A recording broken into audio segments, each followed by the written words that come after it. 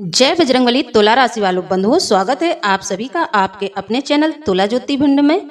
तो मेरे प्रिय भाई बंधुओं, जीवन में यदि बहुत ज्यादा दुख है, रोग बीमारी आपको बहुत ज्यादा परेशान कर रही हैं, कर्ज आपके ऊपर बहुत बढ़ गया है, कर्ज से आप दब चुके हैं, साथ ही आपके घर में जो बच्चे हैं वह भी अपनी मनमानी कर रहे हैं, आपके बच्चे आपकी कोई बात नहीं मान रहे हैं, तो आज हम लेकर आए हैं आपके लिए महामृत्युंजय साधना तंत्र।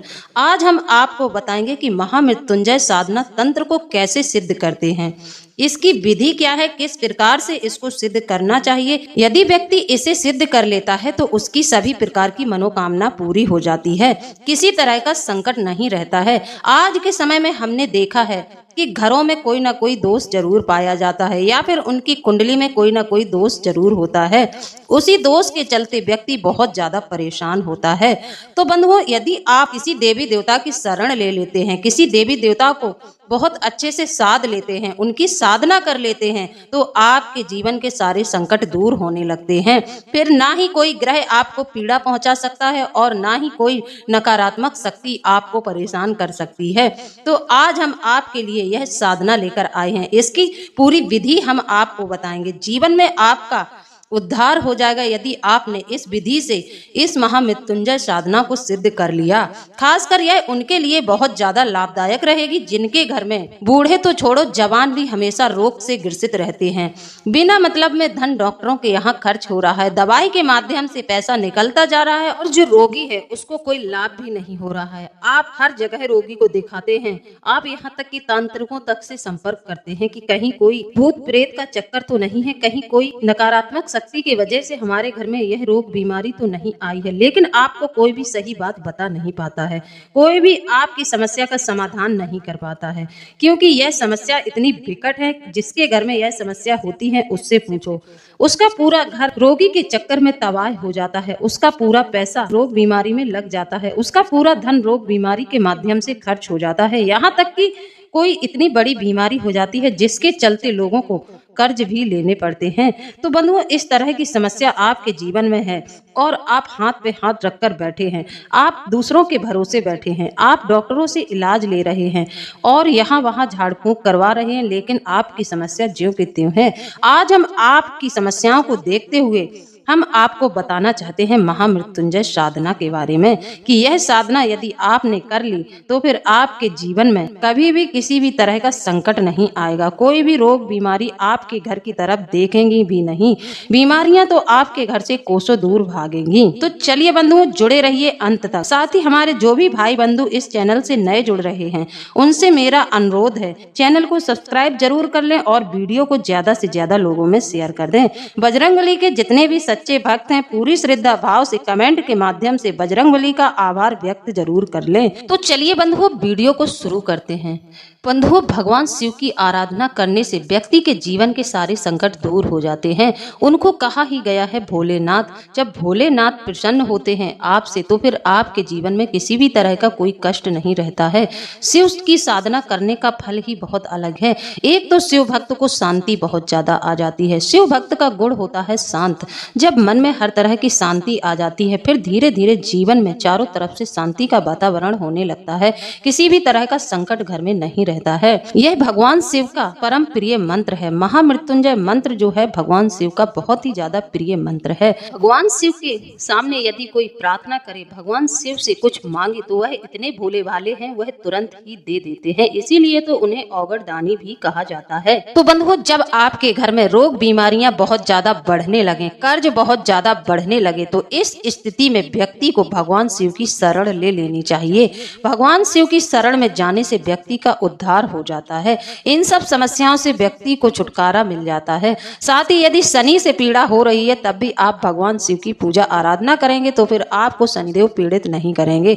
राहु केतु की पीड़ा के लिए भी आप भगवान शिव को 1 लोटा जल अर्पित करना प्रारंभ कर देते हैं तो फिर आपको राहु केतु भी किसी भी तरह का कष्ट नहीं पहुंचाते हैं। महामृत्युंजय मंत्र का जो जाप करता है तो उससे भोलेनाथ शीघ्र ही प्रसन्न हो जाते हैं और ऐसे व्यक्ति के जीवन से भय रोग दोष हर लेते हैं, उसे इन सब समस्याओं से मुक्त कर देते हैं और सुख समृद्धि का वरदान प्रदान करते हैं। जिन लोगों ने महामृत्युंजय मंत्र की साधना की है उनसे पूछो उनका अनुभव क्या बोलता है, वह क्या बताते हैं। महामृत्युंजय का मतलब ही है मृत्यु को जीतने वाला, इसलिए इस मंत्र द्वारा भगवान शिव की आराधना की जाती है। मान्यता है इस मंत्र का जाप रुद्राक्ष की माला से करना चाहिए। रुद्राक्ष की माला से इस मंत्र का जाप करने से कष्टों से मुक्ति मिलती है। इसी प्रकार बंधुओं, क्या आप जानते हैं कि महामृत्युंजय मंत्र का जाप करने से कई तरह के दोष दूर होते हैं, जैसे कि अकाल मृत्यु का भय, गंभीर रोग बीमारी, मांगलिक दोष, नाड़ी दोष, काल सर्प दोष, भूत प्रेत दोष और ग्रह नक्षत्रों का दोष। इस मंत्र का जाप करने से व्यक्ति को इन सब दोषों से मुक्ति मिलती है। जो भी व्यक्ति अपने जीवन में महामृत्युंजय साधना कर लेता है तो समझो उसके जीवन में किसी भी तरह का संकट नहीं रहता है। अब जैसे कि किसी की कुंडली में मांगलिक दोष है तो उस व्यक्ति को महामृत्युंजय मंत्र का जाप करना चाहिए। यह मंत्र मांगलिक दोष को दूर करने में सहायक है। यह मंत्र नाड़ी दोष के लिए, काल सर्प दोष के लिए, भूत प्रेत बाधा के लिए बहुत ज्यादा सहायक है। इन सब समस्याओं से मुक्ति दिलाता है। व्यक्ति को अपने जीवन में महामृत्युंजय मंत्र की साधना जरूर करनी चाहिए। यह बहुत ही चमत्कारिक मंत्र है। तो बंधु, किसी भी तरह का यदि आपको दोष लगा है, इस मंत्र की साधना कर सकते हैं। भगवान शिव की साधना कर सकते हैं। भगवान शिव की साधना से आपको जो फल प्राप्त होगा वह आपको किसी भी देवी देवता की साधना से प्राप्त नहीं होगा, क्योंकि यह भोले बाबा हैं। यह शीघ्र ही प्रसन्न हो जाते हैं और तुरंत आपको फल देते हैं। इनकी आराधना बहुत जल्द ही फलित होती है। इनकी साधना जो व्यक्ति करता है तो मानो उसके जीवन में चमत्कार हो जाता है। कितनी भी बुरी परिस्थिति से व्यक्ति गुजर रहा होता है, कितना भी संकट उसके जीवन में आया हुआ है, लेकिन यदि एक बार व्यक्ति भगवान शिव की शरण में चला जाता है तो उसके जीवन का उद्धार होना शुरू हो जाता है। कहते हैं भगवान शिव को बटकेश्वर भगवान के नाम से भी पुकारा जाता है। इनका एक नाम बटकेश्वर महाराज भी है। तभी तो कर्ज मुक्ति के लिए भगवान बटकेश्वर को याद किया जाता है। अब यह बटकेश्वर कैसे बने हैं? जब सती की मृत्यु हो गई थी उसके बाद भगवान शिव ने माता पार्वती से विवाह किया था। एक दिन भगवान शिव जाकर बड़ के वृक्ष के नीचे आराम करने लगे।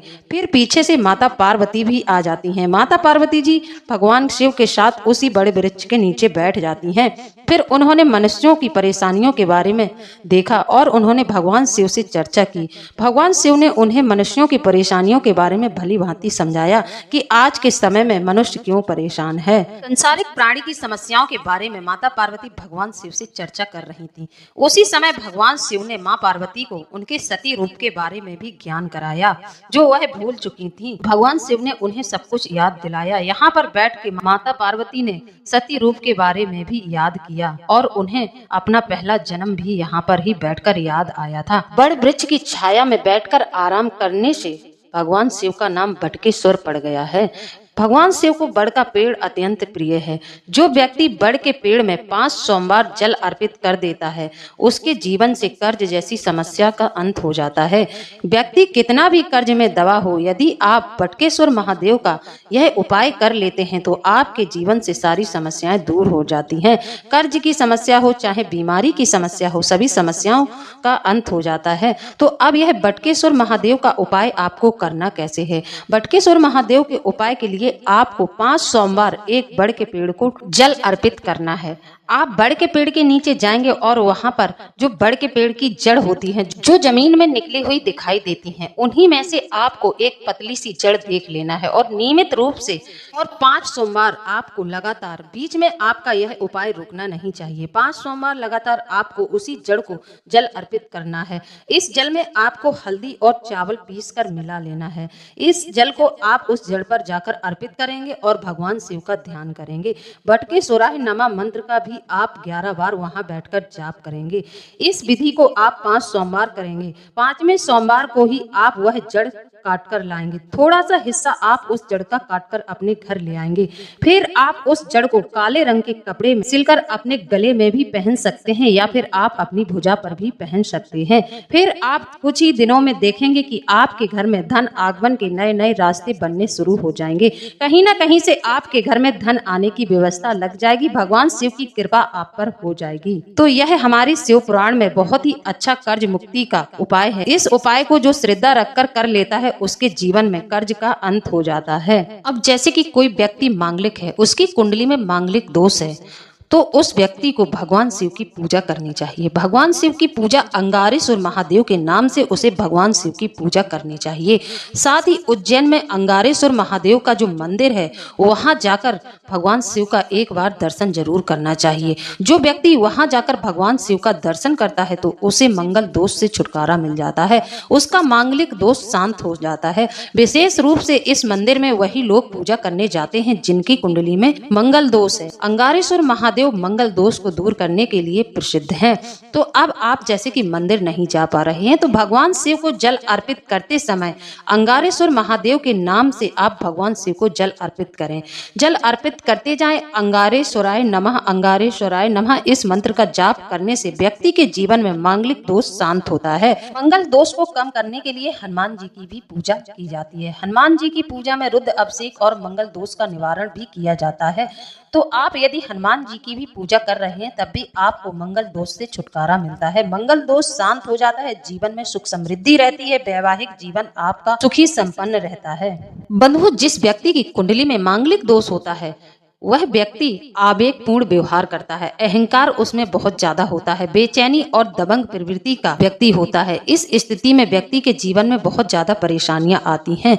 तो ऐसे में व्यक्ति को मंगल दोष की पूजा जरूर करवानी चाहिए, मंगल दोष को शांत जरूर करवाना चाहिए। अब जैसे कि किसी की कुंडली में मंगल ग्रह कमजोर है, मंगल की स्थिति कमजोर है या फिर मंगल अशुभ है, तो ऐसे व्यक्ति को शिवलिंग पर शहद या पंचामृत चढ़ाना चाहिए, अभिषेक करना चाहिए। अगर व्यक्ति इस विधि से भगवान शिव की पूजा करने लगे, उनका अभिषेक करने लगे, तो व्यक्ति के सभी बिगड़े कार्य बनने लगते हैं, उसे सभी कार्य में सिद्धि मिलने लगती है। मंगल देव की कृपा से आपके जीवन में सारे कार्य बनने लगेंगे। भगवान शिव की कृपा आप पर हो गई तो फिर आपका ग्रह नक्षत्र कुछ भी नहीं बिगाड़ेंगे। ग्रह नक्षत्र भी भगवान शिव की कृपा के आगे शांत हो जाते हैं। कहा जाता है कि भगवान शिव की पूजा करने से सारे ग्रह नियंत्रित होते हैं। जैसे कि आपका चंद्रमा खराब है तो सोमवार का संबंध चंद्रमा से होता है, तो भगवान शिव को सोमवार के दिन कच्चा दूध चढ़ाएं, कच्चा दूध चढ़ाएं, श्वेत पुष्प चढ़ाएं। इन सब चीजों को चढ़ाने से चंद्रमा नियंत्रित होता है, आपका चंद्रमा अच्छा हो जाता है। इसी प्रकार मंगलवार को भगवान शिव को शहद या पंचामृत से स्नान कराएं। ऐसा करने से आपको सभी कार्यों में सिद्धि मिलती है। बुधवार के दिन यदि आपका बुध ग्रह खराब स्थिति में है, बुध कमजोर स्थिति में है, तो बुधवार के दिन आप भगवान शिव को बेलपत्र और दूर्वा अर्पित करें। ऐसा करने से कुंडली में बुध ग्रह की स्थिति मजबूत होती है। अब बात करें गुरुवार की। ज्योतिष में गुरु ग्रह को भाग और धन का कारक माना जाता है। गुरुवार को शिवलिंग पर गन्ने का रस, पीले पुष्प या चने की दाल अर्पित करने से जीवन में खुशियां आती हैं, शिवजी प्रसन्न होते हैं और बृहस्पति देव की कृपा आपको प्राप्त होती है। शुक्रवार शुक्र देव को समर्पित है। शुक्रदेव आकर्षण, ऐश्वर्य, सौभाग्य, धन, प्रेम और वैभव के कारक माने जाते हैं। इस दिन शिवलिंग पर गुलाब जल, सफेद चंदन जल, सफेद सुगंधित पुष्प, इत्र या दही अर्पित करने से शुक्र ग्रह मजबूत होता है। इसी प्रकार शनि ग्रह को मजबूत करने के लिए जैसे कि शनिवार शनिदेव को समर्पित है। शनिदेव को न्याय के देवता माना जाता है, यह कर्म के अनुसार जातक को फल देते हैं।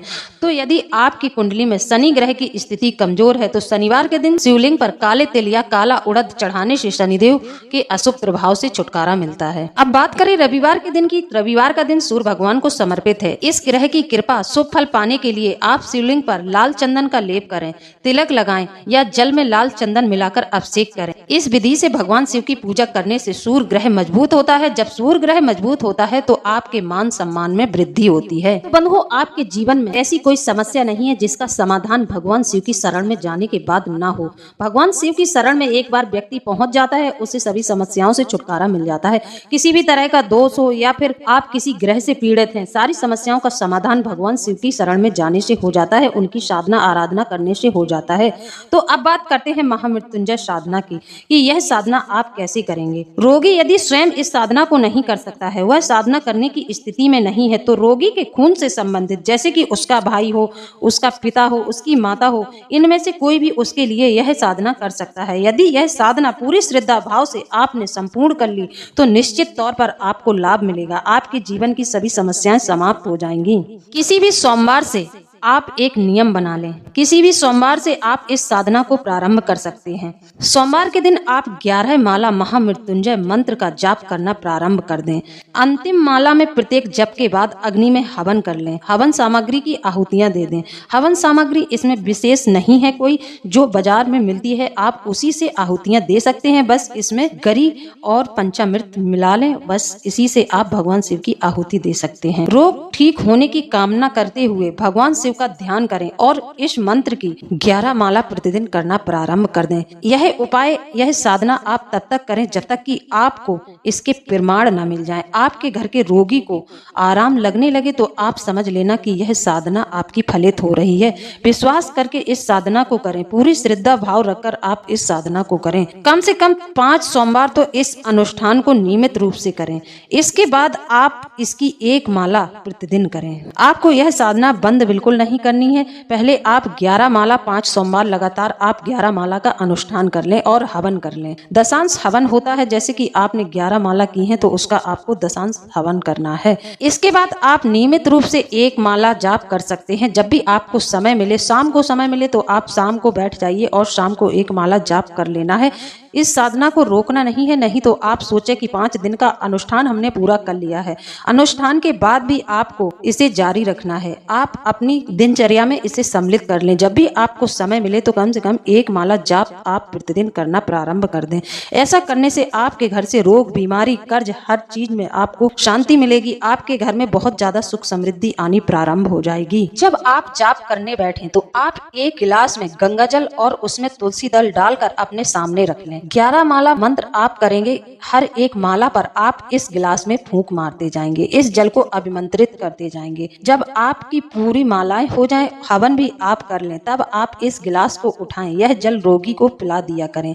इससे रोगी तुरंत ही स्वस्थ होने लगेगा। यदि आपके घर में भूत प्रेत जैसी बाधा है तो आप इस जल को ऐसे व्यक्ति को भी पिला सकते हैं जिसके ऊपर नकारात्मक ऊर्जाओं का प्रभाव है, या फिर आपके घर में कोई मांगलिक है जो मंगल दोष की पीड़ा से बहुत ज्यादा परेशान है, उसको गुस्सा बहुत आता है, वह बात बात पर घर में कलह कलेश मचाता है, तो ऐसे व्यक्ति को भी आप इस जल को पिला सकते हैं। ऐसे व्यक्ति को यह जल आप पिलाएंगे तो उसके मन में शांति आएगी, मांगलिक दोष दब जाएगा, मंगल का जो प्रभाव पड़ रहा है उसके ऊपर वह भी धीरे धीरे दबने लगेगा, यह दोष शांत हो जाएगा। भगवान शिव के चित्र को अपने सामने रखें और धूप दीप घी का दीपक प्रज्वलित कर लें और एक आसन पर बैठ जाएं। 1 गिलास में गंगा जल और उसमें तुलसी दल डालकर अपने सामने रख लें। फिर आप महामृत्युंजय मंत्र का जाप करना प्रारंभ कर दें। 11 माला का जाप होगा, उसके बाद आपको दशांश हवन करना है। इस विधि से आपको 5 दिन का अनुष्ठान पूरा करना है। अब आप मंत्र ध्यान से सुने। आपको इस मंत्र का जाप करना है। महामृत्युंजय साधना को सिद्ध करने के लिए आपको इस मंत्र का जाप करना है।